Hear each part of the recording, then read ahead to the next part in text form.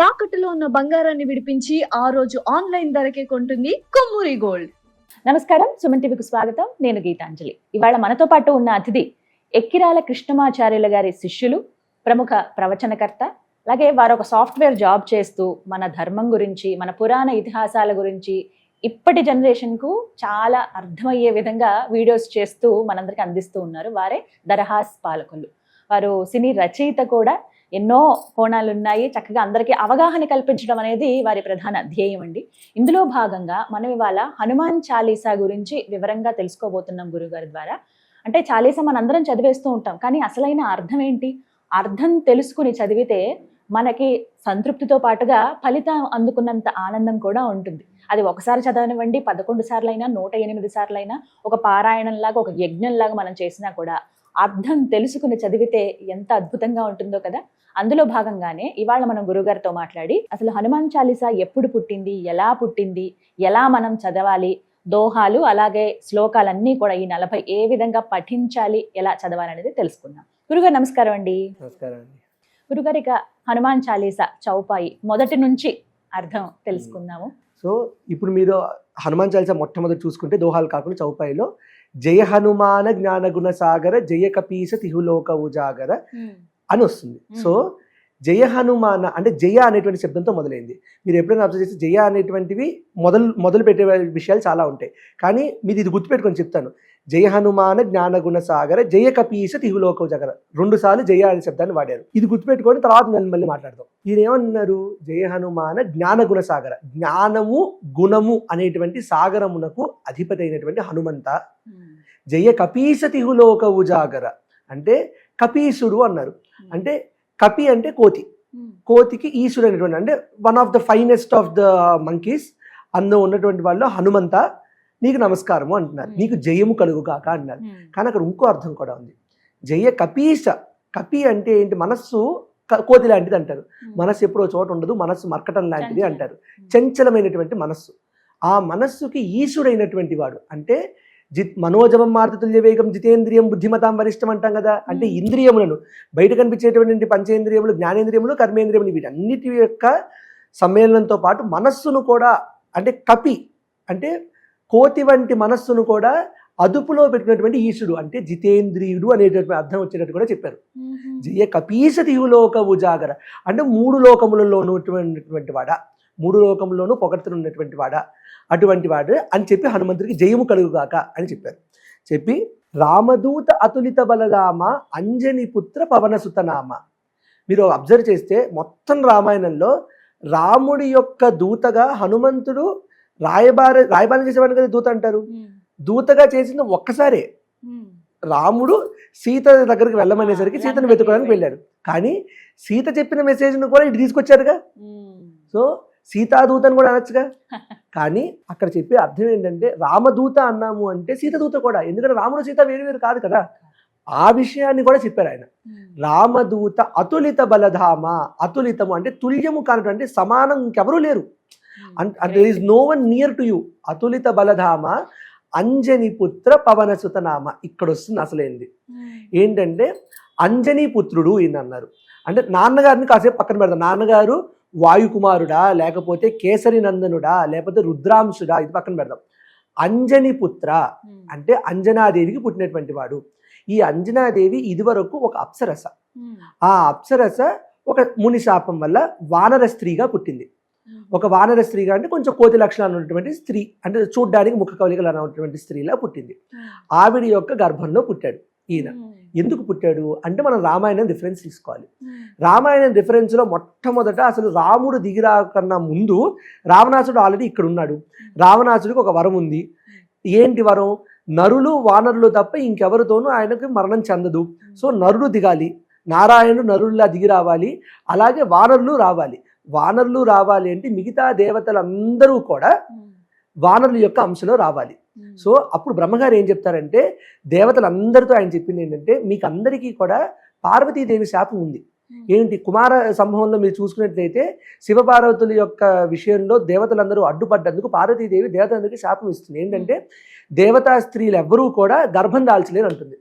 So మరి ఇప్పుడు దేవతల యొక్క అంశలో వానరులు పుట్టాలంటే వీళ్ళందరూ కూడా క్షేత్రాలను వెతుక్కోవాలి. వీళ్ళందరూ కూడా ఈ మనుషుల్లో, వానరుల్లో, ఇంకెక్కడో అప్సరసల్లో, గంధర్వుల్లో, కింపురుషుల్లో వీళ్ళందరినీ వెతుక్కొని వాళ్ళ ద్వారా ఈ దేవతల యొక్క అంశలు దిగి రావాలి. సో అలా వెతుక్కుంటున్నప్పుడే వాయుపుత్రుడు అనగా పుట్టాడు. అంటే వాయువు అంటే ఈ పవనుడు ఎవరైతే ఉన్నారో ఈ వాయువు అనేటువంటి దేవత అంజనాదేవి, ఇప్పుడు మనకి ఏదైతే హంపి దగ్గర అంజనాద్రి ఎక్కడైతే ఉందో అక్కడ ఆవిడ అప్సరస తపస్సు చేస్తుంది.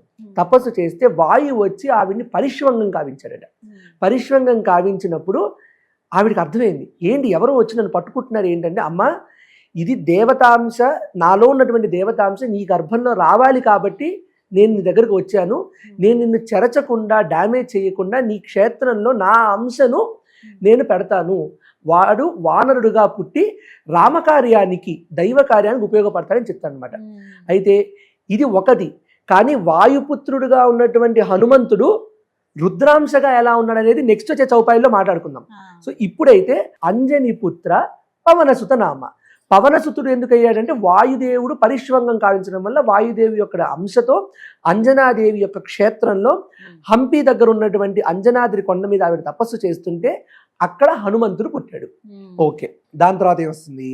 మహావీర విక్రమ బజరంగి కుమతి నివార సుమతి కేసంగి. వీరుడు అంటే అవతల వాడిని 10 మందిని చంపితే వీరుడు అవుతాడు. మహావీరుడు ఎవరు అంటే 3 రకాల వీరత్వాలు ఉండాలట. ధర్మవీరము, దానవీరము, దయవీరము. ధర్మం ఉండాలి, దానం చేయగలగాలి, దయ ఉండాలి. ఈ 3 ఉన్నటువంటి లక్షణాలు ఉన్నటువంటి వాడు హనుమ, స్వామి హనుమ. అందుకు మహావీరుడు. మహావీర విక్రమ బజరంగి. బజరంగి ఇప్పుడు చాలా మందికి అర్థం కూడా తెలియదు. బజరంగ బలి, జై బజరంగ బలి అంటుంటాం. అసలు బజరంగి అంటే ఏంటి? ఇందాక నేను ఎపిసోడ్లో చెప్పినట్టుగా సంస్కృతంలో బకార వకార భేదములు లేవు. బజరంగి అంటే తీసి పెట్టండి. వజరంగి అంటే వజ్రము వంటి అంగి అంటే అంగములు, అంటే వజ్రము వంటి శరీరము కలిగినటువంటి వాడు. అంటే అంత దారుఢ్యం, అంత బలమైనటువంటి శరీరం కలవాడు. ఇప్పుడు మీరు వ్యాయామశాలలో చూస్తే చాలా మంది కూడా హనుమంతుడినే పెట్టుకుని ఉంటారు. ఎందుకంటే అలాంటి బాడీ రావాలి, అలాంటి 6 ప్యాక్ ఉండాలి, అలాంటి బైసెప్స్ రావాలి. హనుమంతుడు వజ్రదారుఢ్యం కలిగినటువంటి శరీరం కలవాడు. హనుమంతుని ధ్యానము చేయడం వల్ల అటువంటి బాడీ కూడా వస్తుంది, అటువంటి ఫిజికల్ బాడీ కూడా వస్తుంది. అందుకే అది వజ్రంగి. బకార వకార భేదాలు లేదు కాబట్టి బజరంగి అని వచ్చింది. రేపొద్దున ఎప్పుడైనా బజరంగ బలి అంటున్నామంటే అర్థం చేసుకోవాల్సింది ఏంటంటే మనం అంటున్న అర్థము వజ్రంగ బలి. వజ్రము యొక్క శరీరం కలిగినటువంటి బలం ఎంతైతే ఉంటుందో అంత బలం ఉండాలి అని చెప్పి జై బజరంగ బలి అనాలి. బజరంగ బలి. కుమతి నివార సుమతి కేసంగి. కు అనే అర్థం వచ్చింది అంటే చెడు అని అర్థం. కుటిలము, కుతంత్రము. కుమతి అంటే చెడు మతి, చెడు బుద్ధి. కుమతి నివార చెడు బుద్ధిని పోగొట్టి, సుమతికే సంగి. సంగి అంటే సంగత్వము, సాంగత్యము కదా. సుమతికే సంగి అంటే మంచి బుద్ధిని కలిగించి, మంచి బుద్ధి ఉన్న వాళ్ళతో మనకు సాంగత్యం ఏర్పరిచి, చెడు బుద్ధి ఉండడము, చెడు బుద్ధి లేకుండా ఉన్నటువంటి వాళ్ళ దగ్గర ఉంచడము హనుమ చేసేటువంటి పనులు. అంటే మన చుట్టూ ఉన్నటువంటి వాళ్ళు బట్టే కదా మన క్యారెక్టర్ కూడా డిపెండ్ అయి ఉంటుంది. సో మన చుట్టూ ఉన్నటువంటి ఎన్వైరన్మెంట్ను కూడా కాపాడుతూ మన ఇండివిజువాలిటీని కాపాడుతాడట హనుమ. కుమతి నివార సుమతి కేసంగి.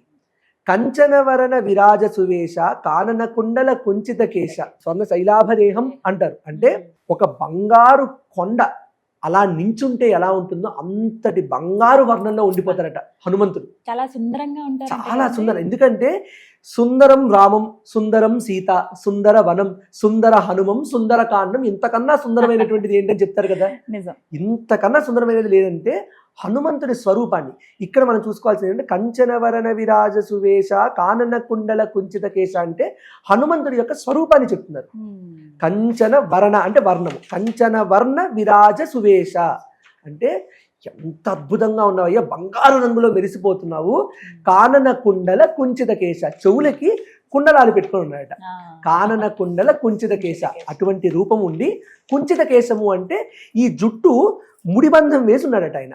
అంటే ఆలోచించండి, నిఠారుగా ఒక మనిషి నించున్నాడు, తెల్లగా ఉండి తెల్లటి వస్త్రం కట్టుకొని బంగారు రంగులో మెరిసిపోతూ ఇలా నించొని స్ట్రైట్ గా నించొని ఒక 6 ప్యాక్ బాడీతో ఉండి ఆయన అసలు మెరిసిపోతూ ఉంటే చెవులకు పెద్ద పెద్ద కుండలాలు ఉండి జుట్టు అలా చెవిలో పెట్టి, జుట్టు అలా వెనకాల బన్నిలా పెట్టేసి అలా నించున్నాడట. ఎంత తేజోమయమైన మూర్తి. అలాగే హాత వజ్ర ఔ ధ్వజావిరాజై కాంధే మూంజ జనేవూ సాజై. ఆయన చేతిలోట హాత వజ్ర ఇక్కడ 3 4 అర్థాలు ఉంటాయి. హాత వజ్రము అంటే చేతిలో వజ్రాయుధాన్ని పట్టుకున్నటువంటి వాడు. హనుమంతుడి చేతిలో వజ్రాయుధం ఎక్కడ ఉంటుంది? గద కదా అనిపిస్తుంది. అంటే హనుమంతుడిని వజ్రాయుధంతో ఇంద్రుడు కొట్టినప్పుడు ఇక హనుమాన్ పేరు వచ్చింది కదా ఆంజనేయుడికి.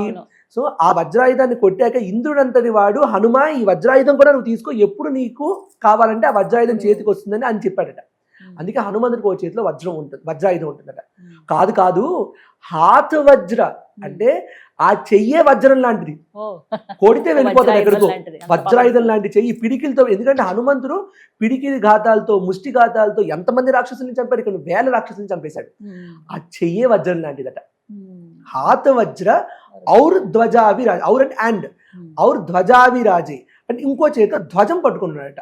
ధ్వజం అంటే ఏంటి? జెండా. అరే జెండా పట్టుకున్న హనుమంతుడు ఎక్కడున్నాడు అనిపిస్తుంది. అంటే అక్కడ 2 అర్థాలు. అంటే ఈ హనుమంతుని కీర్తించడం వల్ల జెండా ఎక్కడ ఉంటుంది, ధ్వజం ఎక్కడ ఉంటుంది, పైన ఎక్కడో ఉంటుంది. ఆయన్ని కీర్తించి ఆయన కాలు పట్టుకోవడం వల్ల మనల్ని జెండా ఎంత పైకైతే ఉంటుందో అంత పైన పెడతాడట, మన జీవితాన్ని ధ్వజంలా ఆరోహిస్తాడట. ఇంకోటి ఏంటి, మనకు భారతంలో కనబడుతుంది ఇది. సౌగంధికా పుష్పాన్ని తీసుకురావడం కోసం భీముడు వనానికి వెళ్ళినప్పుడు అక్కడ భీషణంగా అక్కడ రౌద్రంగా గట్టిగా అరిస్తే హనుమంతుడు కూడా అరుస్తాడట. అరిస్తే ఎవరబ్బా అరిచిందని భీముడు అక్కడికి వెళ్తే హనుమంతుడు కనబడతాడు. తోక అడ్డుగా ఉంటే పక్కకి జరగమంటాడు. జరగమంటే నాన్న ముసలోని నువ్వే తీయంటే తీయలేకపోతాడు.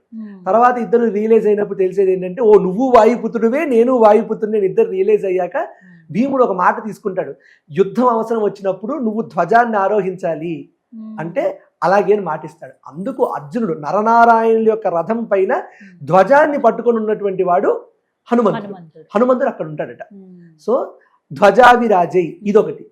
ఇంకో అర్థం ఏం చెప్తారు, హాతవజ్ర ధ్వజావిరాజే అంటే ఇలా అభయహస్తం పట్టుకున్నప్పుడు సాముద్రిక లక్షణాల్లో చేతి మీద వజ్రరేఖ ధ్వజరేఖ ఈ 2 ఉన్నాయట.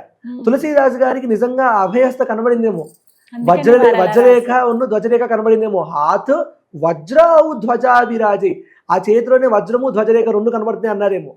కాంధేమూంజ జనేవు సాజే, జనేవు అంటే ఏమిటి? ఉపనయనం చేసినప్పుడు మనకు వేసేటువంటి జంధ్యం. కాంధే అంటే భుజము, కాంధే మూంజ జనేవు సాజే అంటే మూంజ అనేటువంటి ఒక దర్భం ఉంటుంది, అంటే ఆ గడ్డిపోచ, దాంతో చేసినటువంటిది ఇక్కడ ఉన్నటువంటి జనేవు. అంటే ఆ జంధ్యాన్ని వేసుకున్నటువంటి వాడా భుజం మీద. కాంధే మూంజ జనేవు సాజే. శంకర సువన కేసరీనందన తేజ ప్రతాప మహాజగవందన. సువన అంటే ఏమిటి? సుపుత్రుడు. ఎవరి పుత్రుడు? శంకర సువన అన్నాడట. అదేంటి, ఇందాక ఏమో అంజనీ పుత్రుడు అన్నారు, పవనసుతుడు అన్నారు, ఓకే అక్కడ దాకా ఓకే, వాయుపుత్రుడు అన్నారు. శంకర సువన ఎక్కడి నుంచి వచ్చింది అంటే అక్కడ అర్థం ఎక్కడ వస్తుందంటే, త్రిపురాసుర సంహారం జరిగినప్పుడు శివుడికి విష్ణుమూర్తి బాణంలా మారాడు కదా, ఆ ఫేవర్ రిటర్న్ ఇచ్చుకోవాలి కాబట్టి శివుడు నేను నీకు దాస్యం చేయడానికి పుడతానోయి అన్నాడట. సరే అన్నాడు, అది పక్కన పెట్టింది. అయితే ఒక పాయింట్ ఆఫ్ టైంలో ఒక మహర్షి ఒక భార్య ఇద్దరూ కలిసి తపస్సు చేస్తే శివుడు ప్రత్యక్షమైతే శివుడిని ఒక కోరిక అడిగారట, నీవు మాకు పుత్రుడిగా పుట్టాలి అని అడిగారట. అది చాలా కష్టం, కానీ సరే నేను కష్టం అది తట్టుకోలేరు, సరే అది ఓకే అని చెప్తానని చెప్పి ఆ మహర్షే తర్వాత కేసరి అనేటువంటి వాడిగా పుట్టాడు. ఆ కేసరి అనేటువంటి వాడు 16 బంగారు పర్వతాలు ఉన్నటువంటి రాజ్యాన్ని ఏలుతున్నటువంటి ఒక వానర రాజు. కేసరి అంటే సింహం కదా, ఆయనకు అసలు పేరు వేరే ఉండేది, కానీ ఆయన 2 ఏనుగులు ఉండేవట. చెరువు దగ్గర 2 ఏనుగులు ఉండి మొత్తం ఎవరిని అక్కడ స్నానాలు చేయించకుండా ఏమీ చేయకుండా చేస్తుంటే ఆ 2 ఏనుగుల్ని ఆయన మదించాడు కాబట్టి ఆయనకు కేసరి అనేటువంటి బిరుదు ఇచ్చాడు.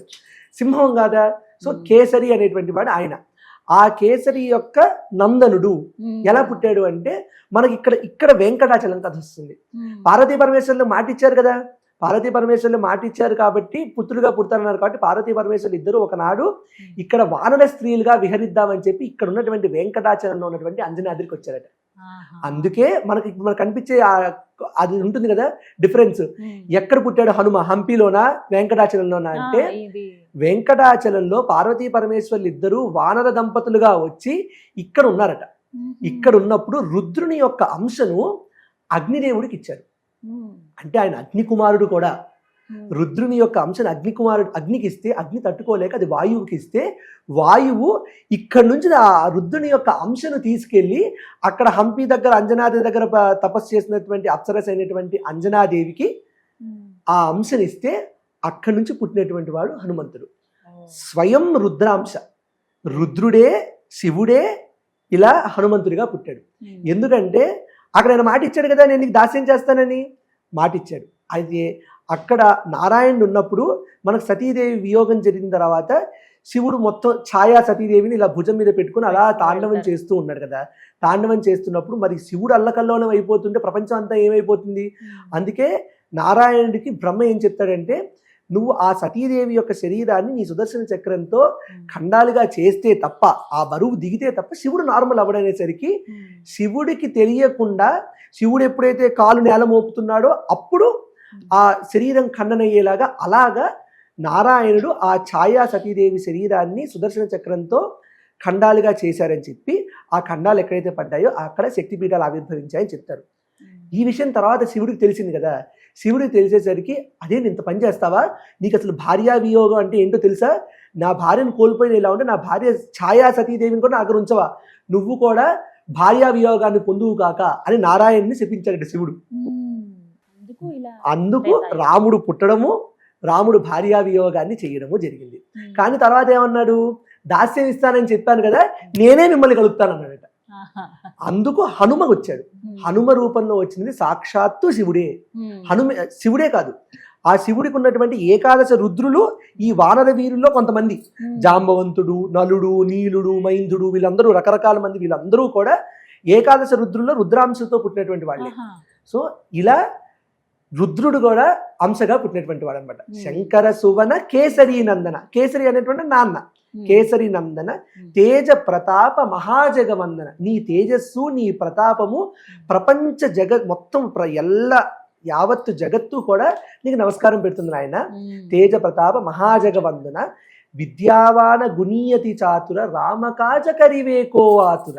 అంటే ఆయనకి ఎంత ఆతృత అంటే చూడండి, విద్యావాన్ విద్య ఉన్నటువంటి వాడ, గుణీ అతి చాతుర అన్ని సమస్త గుణాలు సకల గుణాలు సద్గుణ సంపన్నమైనటువంటి వాడ, విద్యావాన గుణి అతి చాతుర చాతుర్యం ఎంత బుద్ధి కుశలతో నీకు, విద్యావాన గుణి అతి చాతుర, పైగా ఎలాంటి వాడివి నువ్వు, రామకాజ కరివేకో ఆతుర, రాముని యొక్క పని చేయడం కోసం ఎల్లప్పుడూ ఆతృతతో ఉండేటువంటి వాడు. ఆతుర ఆత్రము, రామకాజ కరివేకో ఆతుర.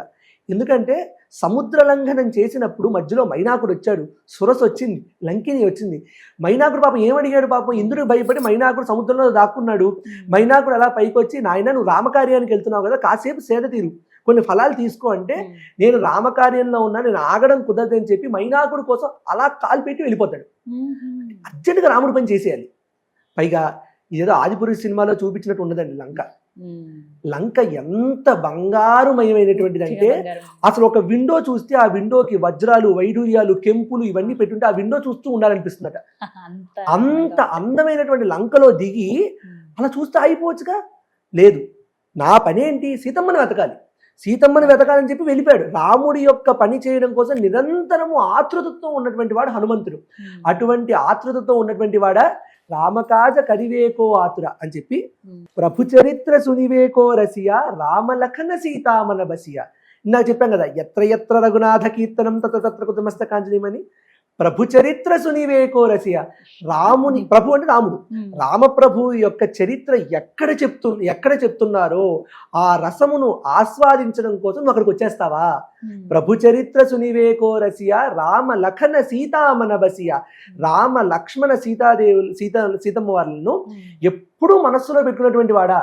నీ మనస్సులోనే ఉన్నారయ్యా వాళ్ళు. రాముని హృదయంలో ఆంజనేయుడు ఎంతైతే ఉన్నాడో ఆంజనేయుడి హృదయంలో సీతారామ లక్ష్మణులు ఉన్నారు, ఇద్దరు ఒకటే కదా. రామలఖన సీతామన బసియా అన్నారు అని. సూక్ష్మ రూపధరి సియహిది కావా వికట రూపధరి లంకజరావా భీమరూపధరి అసుర సంహారే రామచంద్రకే కాజసవారే. ఒక్క హనుమంతుడు ఎన్ని రూపాల్ని పొందాడో అని చెప్తున్నారు. సూక్ష్మ రూపధరి సియహిది కావా, సియా అంటే సీత, యకార తకార భేదాలు కూడా ఉంటాయి, అందుకే సియారాం అంటుంటారు అక్కడ, సీతారాం అంటే సూక్ష్మ రూపధరి సియహిది కావా. ఆయనకి ఏ రూపమైనా పొందేటటువంటి సిద్ధులు ఉన్నాయి కదా, అష్టసిద్ధులు ఉన్నాయి కదా ఆయనకి. అమ్మవారికి ఫస్ట్ ఎలా కనిపించాడట, తెల్లగా మెరిసిపోతున్నాడు కదా బంగారు వర్ణంలో. సూక్ష్మ రూపధరి చిన్న పిల్ల రూపంలోకి వెళ్ళిపోయాడట. పిల్ల రూపంలోకి వెళ్ళిపోయి అశోకవనంలో సీతమ్మవారికి వచ్చినటువంటి చెట్టు పైన గుబురుగా ఆకున్నటువంటి ప్లేస్ లో చిన్న పిల్లలాగా ఇలా కూర్చునిపోయాడట హనుమంతుడు. అలా కనిపించాడట. సూక్ష్మ రూపధరి సియహిది కావా వికట రూపధరి లంక జరావ. లంకను చెరచడానికి వికట రూపం, అంటే అసలు భయపడిపోయేంతటువంటి అద్భుతమైనటువంటి రూపంలోకి వెళ్ళిపోయావు నువ్వు. వికట రూపధరి లంక జరావ, భీమ రూపధరి అసుర సంహారే, అసురులను సంహారం చేయాలన్నప్పుడు నీ అంత భీమ రూపం, అంత పెద్ద రూపం. అప్పుడు ఫస్ట్ టైం వెళ్ళినప్పుడే, సీతమ్మని చూడడానికి వెళ్ళినప్పుడే రావణాసురుడు 80,000 మంది కింకరులను పంపిస్తాడు, వాళ్ళందరినీ చంపేశాడు. అలాగే సేనాధ్యక్షుల్ని పంపిస్తాడు, చంపేశాడు. రావణాసుడు ఇంకో కుమారుడైనటువంటి అక్షకుమారుణ్ణి చంపేస్తాడు. భీమరూపధరి అసుర సంహారే రామచంద్రకే కాజ సవారే. రాముడి యొక్క పని కోసం వచ్చావు నువ్వు ఆ పని కోసం నువ్వు ఎన్ని రూపాలు చేసావు, ఇన్ని రూపాలు చెప్పి ఇవన్నీ ఎందుకు ధరించావయ్యా అంటే రామచంద్రకే కాజ సవారి, రాముడి యొక్క పని చేయడం కోసం. నాకు ఇంత గొప్పవాడినండి, నేను ఇన్ని పనులు చేయగలనండి అని చూపించుకోవడం కోసం చేయలే నువ్వు, కానీ ఇవన్నిటినీ రాముడి యొక్క పనిని నెరవేర్చడం కోసం చేసావా. అది కదా దాస్యం. ఎందుకంటే నేను ఏ పని చేసినా నా స్వామి భక్తి, నా స్వామి యొక్క పని జరుగుతోందా లేదా, ఆ పని కోసం నేను ఏమైనా చేస్తాను అని చెప్పి రామచంద్రకే కాజ సవారి అని చెప్పారు. సో ఇలా 10 చౌపాయిలు అయ్యాయి. నెక్స్ట్ 10 స్టాంజర్స్ ని నెక్స్ట్ ఎపిసోడ్ లో చెప్పుకుందాం. చాలా డీటెయిల్డ్ గా చెప్పారండి. ధన్యవాదాలు గురు.